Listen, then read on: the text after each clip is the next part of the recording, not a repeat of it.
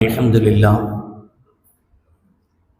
لله نحمده ونستعينه ونستغفره ونعوذ بالله من شرور أنفسنا ومن سيئات أعمالنا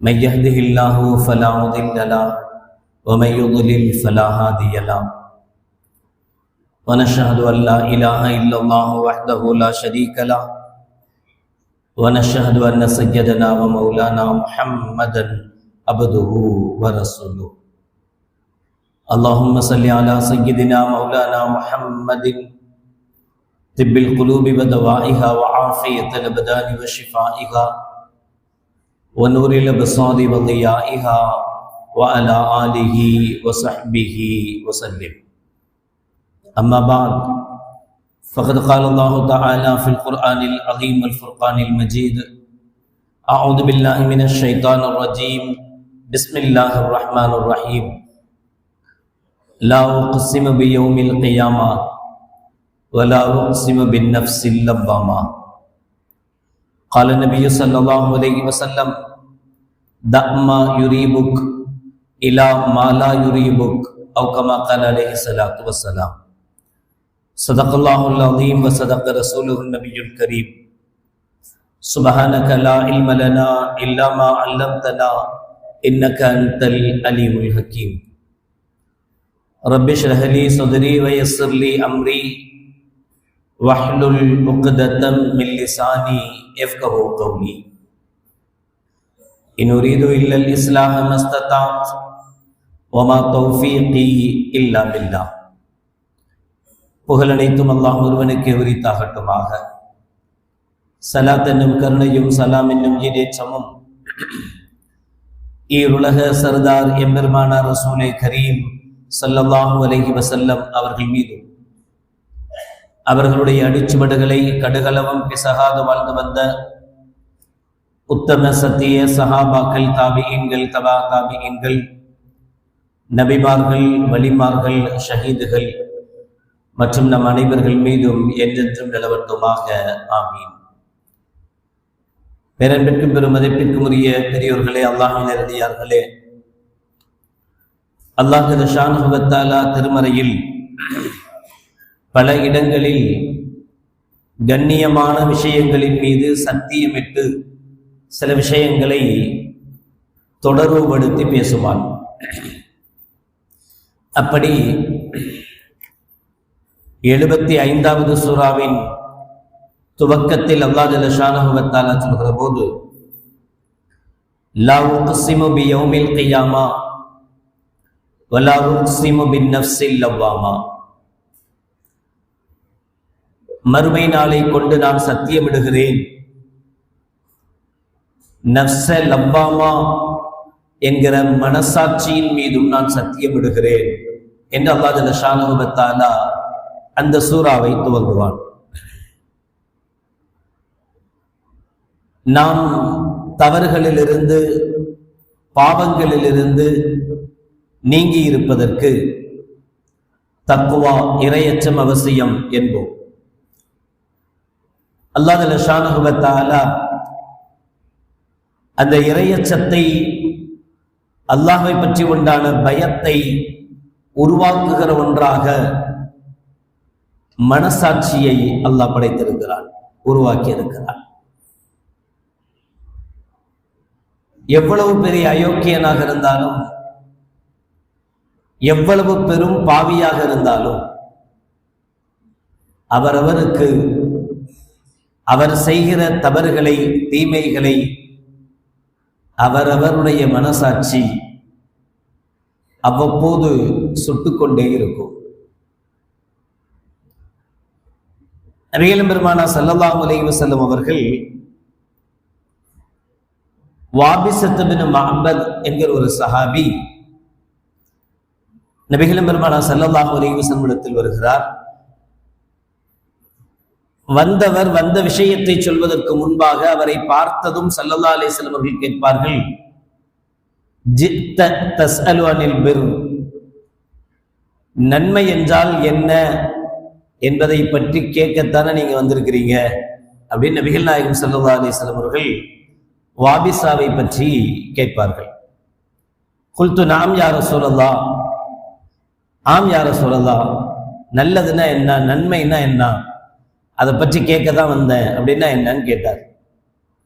ஸல்லல்லாஹு அலைஹி வஸல்லம் அவர்கள் சொன்னார்கள், இஸ்தஃப்தி கல்பக் அல் பிர்ரு மத்மஅன்னத் இலைஹி நஃப்ஸு வத்மஅன்ன இலைஹில் கல்பு. நல்ல காரியம் என்னது அப்படின்னா, எதில் உன்னுடைய மனம் அமைதி பெற்றிருக்குமோ, எந்த விஷயத்தில் உன்னுடைய மனம் அலைபாயாதோ, எந்த விஷயத்தில் உன்னுடைய மனம் உன்னை குறை காணாதோ அதுதான் நல்லது. பயம் இருக்காது, அடுத்தவங்க பார்த்துருவாங்களோன்னு நினைக்க மாட்டோம், யாருக்கும் தெரியாம செய்யணும் அப்படின்னு யோசிக்க மாட்டோம், இதுதான் நல்லது. வல் இஸ்மு, பாவம் என்னன்னு தெரியுமா? மா ஹாக்க ஃபின் நஃப்ஸி வ தரத்தத ஃபி ஸத்ரி வ இன் அஃப்தாக அன்னாசு வஃப்தௌக. பாவம்னா எது உன்னுடைய மனதை உறுத்தி கொண்டே இருக்குமோ, எது உன்னுடைய மனதில் வலியை ஏற்படுத்துமோ அதுதான் பாவம். அதோடு சொல்லி நிறுத்தி இருந்தா கூட பரவாயில்ல. நபிகள் நாயகம் ஸல்லல்லாஹு அலைஹி வஸல்லம் அவர்கள் சொல்கிறார்கள், எந்த விஷயம் உன்னுடைய மனசை உறுத்திக்கிட்டே இருக்குதோ, எந்த பாவத்தை நீ செய்து நிம்மதி இல்லாம தவிக்கிறியோ, மக்கள் எல்லாம் நீ செஞ்சது சரி என்று சொன்னாலும் சரியே. சில பாவம் தப்பு செய்வோம், அடுத்தவங்களே நம்மளை பார்த்து சொல்லுவாங்க, என்ன அநியாயம் பண்றடா நீலாம், நீ செய்யறதெல்லாம் உன் மனசுக்கே ஒத்துக்காது. அடுத்தவங்களே நம்மளை திட்டுவாங்க, நம்ம செய்யறது தப்புன்னு சொல்லுவாங்க. ஆனா அதை கூட சொல்லல ஸல்லல்லாஹு அலைஹி வஸல்லம். சில விஷயத்தை, சில காரியத்தை நீ செய்வாய், உலகமே உன்னை பாராட்டும், நீ செஞ்சது சரின்னு சொல்லும். நீ செய்த காரியத்துக்கு ஃபத்வா கேட்டா அதுக்குண்டான ஃபத்வா சரி, ஆகுமானது, ஹலால் என்று வரும். ஆனாலும் உன் மனசு சொல்லும், நாம இதை செஞ்சிருக்க கூடாது, தப்பு பண்ணிட்டோம், நாம் இதை செஞ்சிருக்க கூடாது, தப்பு பண்ணிட்டோம் என்று சரி என்று சொன்ன, ஹலால் என்று சொன்ன, உலகமே சரி என்று சொல்கிற விஷயத்தை செய்துவிட்டு கூட மனம் எதை பற்றி உன்னை அரித்துக் கொண்டே இருக்கிறதோ அது பாவம் என்கிறார்கள் நபிகள் நாயகம் ரசூலுல்லாஹி ஸல்லல்லாஹு அலைஹி வஸல்லம் அவர்கள். அப்படி என்ன பாவம் இருக்கு? அப்படி என்ன நல்ல காரியங்கள் இருக்கு, நல்ல விஷயங்கள் இருக்கு? நபிகள் பெருமானார் ஸல்லல்லாஹு அலைஹி வஸல்லம் அவங்கள்ட்ட அவர்களுடைய காலத்துக்கு பிறகு உமர் ரலியல்லாஹு தஆலாவுடைய ஆட்சி காலத்தில் சயீத் இப்னு ஆமிர் ரலியல்லாஹு தஆலா அன்ஹு என்கிற ஒரு சஹாபி, எல்லாத்தையும் நல்ல பேர் வாங்கினவர், அவர் குறித்து யாரும் தவறு சொல்ல மாட்டாங்க, தப்பு சொல்ல மாட்டாங்க, அவ்வளவு நல்ல மனுஷன். உமர் ரலியல்லாஹு தஆலா அவர்களுக்கும் சயீத் இப்னு ஆமிரின் மீது ரொம்ப மரியாதையும் மதிப்பும் உண்டு. அவர் நல்ல மனுஷன், அல்லாஹ் ரசூலுக்கு பயந்து வாழ்வாரு, மார்க்க முறையில் வாழக்கூடியவர் என்கிற நம்பிக்கை உமர் ரலியல்லாஹு தஆலா அவர்களுக்கும் உண்டு. ஆனா அந்த ஆளுநரை பற்றி, சயீத் இப்னு ஆமிரை பற்றி அந்த ஊரை சார்ந்தவர்கள் உமர் ரலியல்லாஹு தஆலா அன்ஹு அவங்கள்ட்ட 4 குற்றச்சாட்டுகளை வைக்கிறாங்க, இவர் சரியில்லைங்கிறதுக்கு. உமர் ரலியல்லாஹு தஆலா அன்ஹு அவங்களே சொல்றாங்க, ஃபஜமஅது பைனஹு வ பைனஹும், எப்ப பிரச்சனைன்னு வந்துடுச்சோ, குற்றச்சாட்டுன்னு வந்துடுச்சோ, அப்ப தீர விசாரிக்கிறது தான் முறை. ஆனா என் மனசு சொல்லுது அவர் நல்லவர், நல்ல மனுஷன் அப்படின்னு சொல்லுது. ஆனாலும் குற்றச்சாட்டு அவர் மேல வந்திருக்கிறதுனால விசாரிக்கணுங்கிறதுக்காக நான் அவரையும் அந்த ஊர்வாசிகளையும் கூப்பிட்டு ஒண்ணு சேர்த்துட்டேன். சபைக்கு போறதுக்கு முன்னாடி, விசாரணைக்கு போறதுக்கு முன்னாடி தஅவுத்துல்லாஹ, அல்லாஹ்ட்ட நான் துஆ செஞ்சேன், அல்லாஹ் யஹீப லன்னி ஃபீஹி ஃபகத் குன்து அலீம ஸிகா. யா அல்லாஹ், அந்த சயீத் இப்னு ஆமிர் அவர்களை பற்றி நல்ல எண்ணம் என் மனசுல இருக்கு, அவரை நான் நல்லவர் நினைச்சு வச்சிருக்கிறேன்.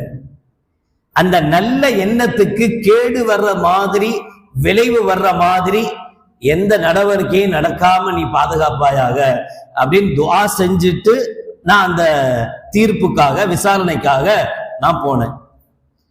போய் மக்கள்கிட்ட கேட்கிறாரு, அவர் மேல என்ன குற்றச்சாட்டு? 4 குற்றச்சாட்டுகள் முன்வைக்கிறாங்க. ஒண்ணு, அவர் ஆளுநர் தான், பதவியில் இருக்கிறார், ஆனா காலையில சரியான நேரத்துக்கு வர்றதில்லை, டைம் கீப்பிங் அவர்கிட்ட இல்லை, லேட்டா வர்றாரு. ஃபர்ஸ்ட் குற்றச்சாட்டு. 2வது குற்றச்சாட்டு, பகல் நேரத்துல வேலையில இருக்கும்போது எங்களுடைய குற்றச்சாட்டுகள் எல்லாத்துக்கும் மதிப்பு கொடுக்கிறாரு, கேட்கிறாரு. ஆனா இரவுல ஏதாவது ஒரு அவசரமான விஷயம், ஏதாவது ஒரு பிரச்சனை அப்படின்னா எங்களை கண்டுக்கவே மாட்டேங்கிறார், எங்களை அனுமதிக்க மாட்டேங்கிறார், எங்களுடைய வார்த்தைகளுக்கு செவிமடுக்க மாட்டேங்கிறார். 3வது, மாசத்துல ஒரு சில நாட்கள், 1 அல்லது 2 நாட்கள் எங்களை சந்திப்பதற்குண்டான நேரமே கிடையாது, மற்ற அலுவல்களில் ஈடுபடுறாரு, எங்களை சந்திக்கிறதுக்கு அதுக்காக நேரம் ஒதுக்க மாட்டேங்கிறார். 3. 4வது, அவர் ஆள் சரியில்லை, அப்பப்போ மயக்கமாய் கீழே விழுந்துடுறாரு, அதனால அவர் வேலையை அவரால் செய்ய முடியல, அதனால எங்களுக்கு இந்த ஆளுநர் வேணாம், இவரை மாத்துங்க அப்படின்னு மக்களுடைய குற்றச்சாட்டு. உமர் ரலியல்லாஹு தஆலா அவர்கள் சயீத் இப்னு ஆமிர் என்கிற சஹாபியை அழைச்சு அவங்கள்ட்ட இந்த குற்றச்சாட்டுக்குண்டான பதில் கேட்கிறாங்க. இவங்கெல்லாம் சொல்றாங்க, இதுக்கு நீங்க சொல்லக்கூடிய பதில் என்ன? சயீத் இப்னு ஆமிர் உமர் ரலியல்லாஹு தஆலா சொல்றாரு, நான் எதை இவ்வளவு நாளா மறைக்கணும்னு நினைச்சேனோ அதை அல்லாஹ் இன்னைக்கு வெளிப்படுத்தணும்னு நினைச்சிட்டான். நான் இதெல்லாம் வெளிப்படுத்தணும்னு நினைச்சதில்லை. அல்லாஹ் எனக்கு எதை தந்திருக்கிறானோ அதை கொண்டு போதுமானவனா வாழணும் அப்படின்னு நினைச்சுதான் இவ்வளவு காலமா ரொம்ப பத்தினித்தனமான வாழ்க்கையை மேற்கொண்டு எனக்கு அல்லாஹ் தந்ததை கொண்டு நான் வாழ்ந்துகிட்டு இருக்கேன். ஆனா இப்ப எப்ப ஒரு குற்றச்சாட்டு வந்துடுச்சோ இப்ப என்னால் அதை மறைக்க முடியாது, வேற வழி இல்லாம இந்த 4 குற்றச்சாட்டுக்கும் நான் பதில் சொல்ல வேண்டிய நிலைமை வந்துடுச்சு அப்படின்னு ரொம்ப வருத்தத்தோட முதல் குற்றச்சாட்டுக்கு பதில் சொல்ல ஆரம்பிச்சார். நான் ஆளுநர், ஆனா சாதாரண குடிமக்கள்கிட்ட அவங்களுடைய வீட்டுல என்ன வசதிகள் இருக்குமோ அந்த வசதிகள் என் வீட்டுல கிடையாது. சாதாரணமா குடிமக்களுடைய வீட்டுல அடிமைகள் இருக்காங்க, வேலைக்காரங்க இருக்கிறாங்க, வேலை செய்யறதுக்கு ஆள் இருக்கு, அதுக்கு ஆள் இருக்கு, இதுக்கு ஆள் இருக்கு, எல்லாமே இருக்கு. ஆனா நான் ஆளுநர் தான் பேரு, ஆனா என் வீட்டுல அப்படிப்பட்ட எந்த வசதி வாய்ப்புகளும் என் வீட்டுல கிடையாது. நான் என்னுடைய மனைவிக்கு, என்னுடைய மக்களுக்கு உண்டான ஹக்குகளை எல்லாம் நிறைவேற்றிட்டு, அவங்களுக்கு உண்டான உணவு தேவை எல்லாத்தையும் நிறைவேற்றி கொடுத்துட்டு நான் ஆபீஸுக்கு வர்றதுக்கு லேட் ஆகுதுங்கிறது உண்மைதான். உண்மையிலே கொஞ்சம் லேட்டா தான், தாமதமா தான் நான் வர்றேன். ஆனா வர்றதுக்குண்டான காரணம் என்னன்னா, அவங்கள்ட்ட இருக்கிற எந்த வசதியும் என்கிட்ட கிடையாது. நினைச்ச நேரத்துக்கு அவங்க என்ன வேணாலும் பண்ணலாம். ஆனா நான் அப்படி அல்ல, நான் பெரிய பொருளாதார வசதி படைச்சவனும் கிடையாது. ஆளுநர்ன்ற பேர் மட்டும்தான் எனக்கு இருக்குதே தவிர மற்றபடி இடத்துல எந்த வசதியும் கிடையாது. அதனால உண்மையிலே லேட் ஆகுறது உண்மைதான். 2வது குற்றச்சாட்டு, இதையும் நான் மறைக்கணும்னு தான் நினைச்சேன், வேற வழி இல்லாம அல்லாஹ் இன்னைக்கு வெளிப்படுத்தி வச்சிருக்கிறான். பகல் நேரமெல்லாம் நான் நாட்டுக்காக, ஊருக்காக, ஊர் மக்களுக்காக, அவங்களுடைய பிரச்சனைக்காக, இதுக்காக வேண்டியே நேரம் கொடுக்கிறேன். இரவு நேரத்துல என்னுடைய அல்லாஹுக்காக வேண்டி மட்டுமே நான் நேரத்தை ஒதுக்குறேன். என்னுடைய வீட்டுக்கு போய் என்னுடைய மனைவி மக்களுடைய ஹக்கை எல்லாம் நிறைவேற்றிய பிறகு நான் அல்லாஹ் அக்பர் தக்பீர் கிட்ட ஆரம்பிச்சா தஹஜ்ஜுத் நேரத்துக்கு தான் என்னுடைய சலாம் இருக்கும். நான் இரவு முழுக்க அல்லாஹ்வை வணக்கக்கூடிய வணக்கத்தில் என்னுடைய ஈடுபாட்டை கழிக்கிறேன். அதனால இரவு யாரு என்ன பிரச்சனைக்கு வந்தாலும் நான் தொழுகையில் இருப்பேன், இபாதத்தில் இருப்பேன். அவங்களுடைய விஷயத்துக்கு என்னால பதில் சொல்ல முடியாது, நீங்க காலையில ஆபீஸ் டைமுக்கு வாங்கன்னு சொல்லி அனுப்பிடுவேன். இதுதான் 2வது, இரவு நேரத்தில் நான் காது கொடுக்காததுக்கு காரணம். 3வது விஷயத்தை சொல்கிறார், எல்லாரும் வசதியானவங்க, வசதி படைச்சவங்க, அவங்க இஷ்டத்துக்கு இருக்கிறாங்க. நான் அப்படி கிடையாது. நான் என்னதான் இவங்களுக்கு தலைவரா இருந்தாலும் கூட என்கிட்ட இருப்பது சில ஆடைகள் தான், சில ட்ரெஸ் தான் இருக்கு. ஆனா வெளியில வரும்போது நான் கெத்தாவும் வரணும், கிழிஞ்ச ஆடை போடக்கூடாது, அழுக்க ஆடை போடக்கூடாது, நான் நல்லா தான் இருக்கணும். ஆனா என்கிட்ட இருப்பது குறைவான ஆடைகள், அதை வச்சுட்டு வர முடியாது. அதனால மாதத்தில் ஒரு சில நாட்களை ஒதுக்கி அதை துவைச்சு கிளீன் பண்ணி எடுப்பதற்காக சில நேரத்தை ஒதுக்குற. அதனால அந்த நேரத்துல இவங்களுடைய பிரச்சனைகளை என்னால கேட்க முடியாது. யாரு? ஒரு ஆளுநர் சொன்ன வார்த்தை. 4வது விஷயத்துக்கு அவர் தேம்பி தேம்பி அழ ஆரம்பிச்சிட்டார். அவங்க சொன்ன குற்றச்சாட்டு அவருக்கு அப்பப்போ மயக்கம் வருது, மயக்க விழுந்துடுறாரு, அதனால எங்களுக்கு வேணாம். சொன்னார், ஷஹித்து மஸ்அர் ஹுபைப் இப்னு அதி வ அன முஷ்ரிக்கும். ஹுபைப் இப்னு அதி என்கிற ஒரு சஹாபி, நான் அப்ப முஷ்ரிக்கா இருந்தேன், ஈமானை ஏற்றுக்கொள்ளல, ரசூலுல்லாவை ஏற்றுக்கொள்ளல. அவர் ரசூலுல்லாவை ஏற்றுக்கொண்டார் என்பதற்காக குறைஷிகள் எல்லாம் அவருக்கு கடுமையான தண்டனை கொடுத்தாங்க. யக்தஉ ஜஸதஹு, அவருடைய உடலை துண்டு துண்டாக கண்டமாக வெட்டினாங்க. அப்படி வெட்டுவதற்கு முன்பு அவங்க ஹுபைப் இப்னு அதி ரலியல்லாஹு தஆலா கிட்ட கேட்டாங்க, துஹிப்பு அய்யகூன முஹம்மதன் மகானக், ஒரே ஒரு வார்த்தை சொல்லுங்க, உங்க இடத்துல முஹம்மது அவர்கள் இருந்தா எனக்கு சந்தோஷம்தான் சொல்லு, உனக்கு விடுதலை என்று சொன்னாங்க. ஆனா ஹுபைப் சொன்னார், வல்லாஹி மா உஹிப்பு அன் அகூன ஆமினன் ஃபி அஹ்லி வ வலதி வ அன்ன முஹம்மதன் தஷூகுஹு ஷௌகா. நபிகள் பெருமானார் ஸல்லல்லாஹு அலைஹி வஸல்லம் அவர்களுக்கு ஒரு முள் குத்தினால் போதும், நான் என்னுடைய குடும்பத்தோடு என்னுடைய பிள்ளைகளோடு சந்தோஷமாக வாழலாம் என்கிற விஷயத்தை நீங்கள் எனக்கு தந்தாலும் அதை நான் ஏற்றுக்கொள்ள மாட்டேன். நபிகளாரின் மீது ஒரு முள் தைப்பதை விட என் உயிர் போவது மேல் என்று தனக்கு உண்டான தண்டனையை ஏற்றுக்கொண்டார். ஹுபைப் இப்னு அதி கொல்லப்பட்டதை, கண்டந்துண்டமாக வெட்டப்பட்டதை என்னுடைய கண்களால் பார்த்த சாட்சி நான். வஇன்னி வல்லாஹி மா தகர்து தாலிகல் யௌம வ கைஃப அன்னி தரக்து நுஸ்ரத்தஹு. எப்பெல்லாம் நான் அதை பத்தி நினைக்க ஆரம்பிப்பேனோ நான் என் நிலை மறப்பேன், எனக்கு என்ன ஆகுதுன்னு எனக்கு தெரியாது, நான் மயக்கீழ விழுந்துருவேன். இன்னைக்கும் என்னுடைய மனசாட்சி என்னை உறுத்துகிறது. என்னதான் நான் முஷ்ரிக்கா இருந்தாலும், நபிகளாரை ஏற்றுக்கொள்ளாதவனாக இருந்தாலும், மனுஷனாத்தானே இருந்தேன். இன்னொரு மனிதன் அநீதம் செய்யப்படுகிற போது, அவனுக்கு அநியாயம் நடக்கிற போது நான் குரல் கொடுத்திருக்க வேண்டுமே, நான் அவனுக்கு உதவி செஞ்சிருக்க வேண்டுமே. அல்லாஹ் நாளைக்கு மறுமையில உன் கண் முன்னால் உனக்கு அநீதி இழைக்கப்பட்டது, நீ ஏன் அவனுக்கு உதவி செய்யவில்லை என்று கேட்டால் நான் என்ன பதில் சொல்வேன் என்று இன்றளவும் என் மனசாட்சி என்னை உறுத்துகிறது என்று சயீத் இப்னு ஆமிர் ரலியல்லாஹு தஆலா அன்ஹு அவர்கள் உமர் ரலியல்லாஹு தஆலா சொன்னாங்க. தப்பில்லை அவர் செஞ்சது, அவர் முஷ்ரிக். எந்த கூட்டம் ஹுபைப் இப்னு அதி அவர்களை வேதனைப்படுத்துகிறதோ அந்த கூட்டத்தை சார்ந்தவர். அவங்களை பொறுத்தவரை முஹம்மது அவர்களை ஏற்றுக்கொள்ள கூடாது, ஏற்றுக்கொள்ளலன்னா அவங்க தண்டிப்பாங்க, அடிப்பாங்க, கொல்லுவாங்க. அதான் அவங்களுடைய கொள்கை. அந்த கொள்கையை நிறைவேற்றுகிற போது இவர் அந்த கொள்கையில் இருந்தால் தடுக்கல, அவர் மேல தப்பில்லை, அவர் செஞ்சது தப்பில்லை. ஆனால் செய்யாத தப்பை கூட மனசாட்சி உறுத்தி கொண்டே இருக்கிறது, இல்ல செஞ்சிருக்க கூடாது. ஒரு உணவு கடை வச்சிருக்கிறோம், சாப்பாடு கடை வச்சிருக்கிறோம், வர்றவன்லாம் சும்மா கேட்டா கொடுக்க முடியாது. சில பேர் அப்படி இருப்பாங்க. சில ஏழைகள் இப்படி பார்ப்போம், காசு கொஞ்சம் கம்மியா இருக்கும், உனக்கு கொடுத்துட்டு அந்த காசை கொடுத்துட்டு கொஞ்சம் காசு கம்மியா இருக்கு எனக்கு சாப்பாடு கொடுன்னு கேட்பான். நாம ஒன்றும் முதலாளி கிடையாது, கேஷியர் தான். கேஷியரா இருந்தா எப்படி நடக்கணும்னா, உணவுக்கு உண்டான என்ன காசு வருதோ அந்த அமௌண்ட் வந்தாதான் சாப்பாடு கொடுக்க முடியும், இல்லை கொடுக்க கூடாது. அதுதான் சட்டம், அதுதான் உண்மை. தன்னுடைய முதலாளிக்கு நல்லது செய்யணும் கேஷியர். அதனால 50 பைசா கம்மியா இருந்தாலும் சரி, 1 ரூபா கம்மியா இருந்தாலும் சரி, கிடையாது, திரும்பிப்போ, எப்ப காசு கொண்டு வருவியோ அப்பதான் தருவேன். நியாயம், இதுல எந்த தப்பும் கிடையாது, இதுதான் சரி. யார்கிட்ட போய் சொன்னாலும் நாம் செஞ்சது தவறு இல்லைன்னு சொல்லுவாங்க, தப்பு இல்லைன்னு சொல்லுவாங்க. ஆனாலும் போன பிறகு மனசு குத்திக்கிட்டே இருக்கும், உறுத்திக்கிட்டே இருக்கும். ஒரு 5 ரூபாய் இல்லைன்னு சொல்லி வந்தான், ஒரு 10 ரூபாய் இல்லைன்னு வந்தான், பேசாம நம்ம 10 ரூபாயை போட்டு கூட அவனுக்கு சோறு கொடுத்துருக்கலாமே. சோறுன்னு வந்தவன திருப்பி அனுப்பிட்டமே, பசியோட வந்தவன திருப்பி அனுப்பிட்டமே. அவன் முகமே வாடி போய் இருந்தது, எங்க போய் விழுந்து கிடக்குறானோ தெரியலையே, எங்க போய்.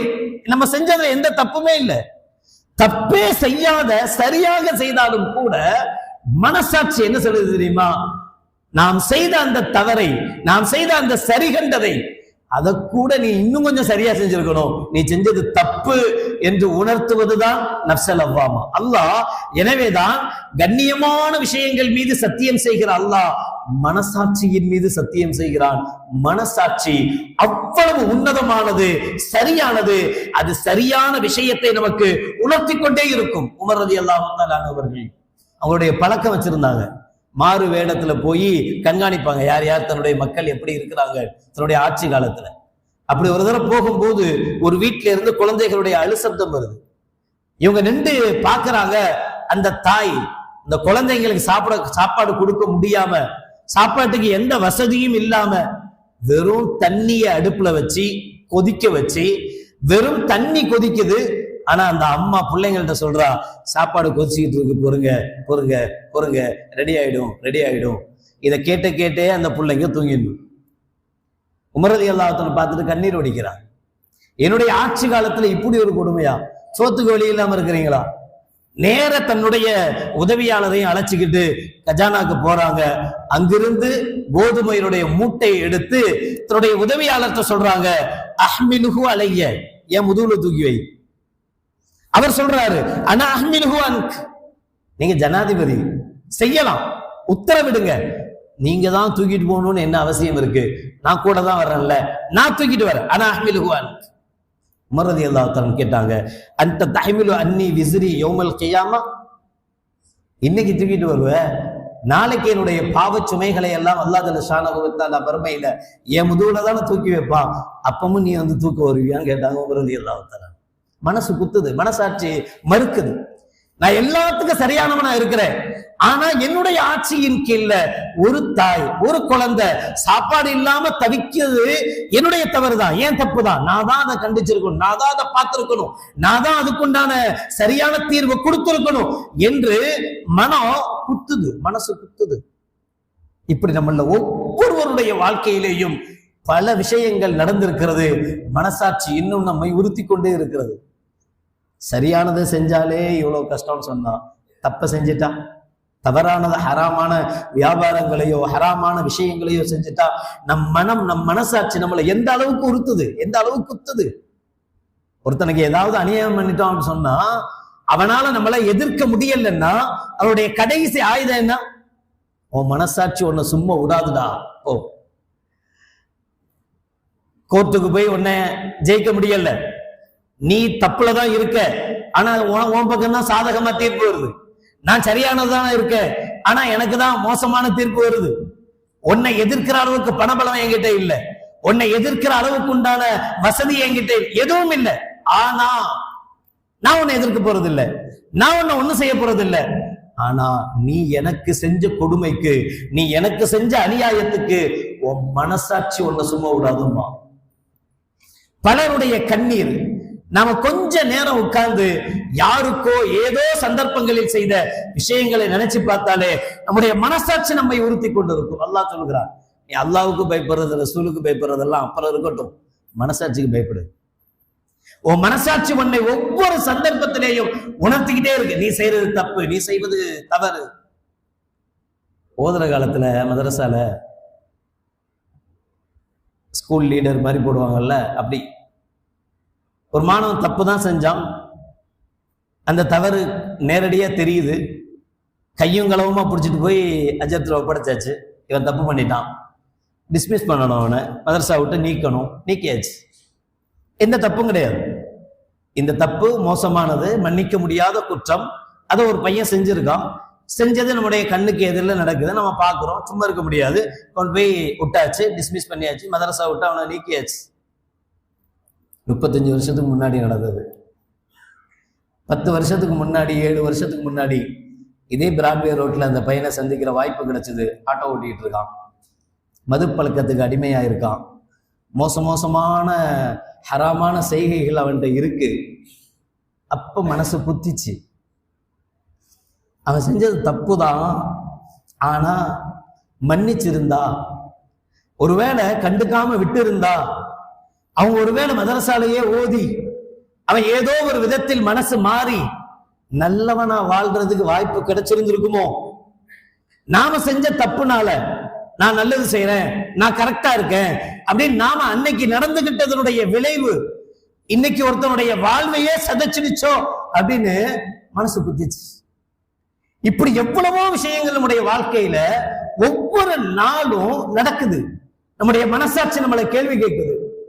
எந்த தப்பு செய்யறவனா இருந்தாலும் சரி, மத்தவன்கிட்ட இருந்து மறைக்கலாம், ஆனா நம்மள்ட்ட இருந்தா மறைக்க முடியும். நமக்கு தான் தெரியுமே நாம தான் தப்பு பண்றோம், நாம தான் செய்யறோம்னு நமக்கு தெரியுதே.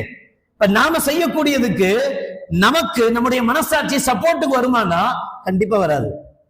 எவ்வளவு கெட்டவனுக்கு கூட அவன் மனசாட்சி அவனுக்கு சப்போர்ட் பண்ணாது. ஊர்ல உள்ளவெல்லாம் சப்போர்ட் பண்ணுவான். இருக்கிற சொந்த பந்தம்லாம் நம்ம செய்யற தப்புக்கு நம்மளோட சேர்ந்து சப்பக்கட்டு கட்டுறதுக்கு வரும். ஆனால் யார் நமக்கு எப்படி ஒத்து ஊதினாலும், யாரோ ஒருவன் நம்மிடம் பெற்ற அந்த உதவிக்காக நமக்கு சப்போர்ட் பண்ணுவான். ஆனா நம்ம மனசாட்சி நம்மளை கேள்வி கேட்கும், நீ செய்யறது தப்பு. ஊரே சொன்னாலும் சரி நீ இப்படி செய்யக்கூடாது என்று சொல்லும். அல்லாஹ் ஜல்ல ஷானஹு வ தஆலா அழகாக சொல்கிறான். கண்மணி நாயகம் ரசூலுல்லாஹி ஸல்லல்லாஹு அலைஹி வஸல்லம் அவர்கள் சொன்னாங்க, உன் மனசு எதை தவறு என்று நினைக்கிறதோ, உன் மனசு எதில் உறுத்தலை உண்டாக்குகிறதோ அதை விட்டு எதில் உனக்கு சந்தேகம் இருக்கிறதோ, எதில் உனக்கு உறுத்தல் இருக்கிறதோ அதையெல்லாம் விட்டுவிடு. எது உறுத்தல் இல்லாமல் இருக்கிறதோ அந்த செயலை செஞ்சா நீ உண்மையாளன், நீ நல்லது செய்பவன் என்கிறார்கள் நபிகள் நாயகம் ரசூலுல்லாஹி ஸல்லல்லாஹு அலைஹி வஸல்லம் அவர்கள். அல்லாஹ்வுக்கும் ரசூலுக்கும் கட்டுப்பட வேண்டும், வார்த்தைகளுக்கு வழிபட வேண்டும் என்றால் முதலில் நாம் செய்ய வேண்டியது மனசாட்சிக்கு பயப்பட வேண்டும், மனசாட்சிக்கு கட்டுப்பட வேண்டும். அல்லாஹ் ஜல்ல ஷானஹு வ தஆலா நம் மனசாட்சிக்கு கட்டுப்பட்டவர்களாக, அதனுடைய பாவத்திலிருந்து மீட்சி பெற்றவர்களாக, எல்லோருக்கும் நல்லது செய்கிற நல்லவர்களாக அல்லாஹ் நம் அனைவர்களையும் ஆக்கி அருள் புரிவானாக. வாஹிர் தஅவானா அனில் ஹம்துலில்லாஹி ரப்பில் ஆலமீன். அஸ்ஸலாமு அலைக்கும் வரஹ்மத்துல்லாஹி வபரகாத்துஹு.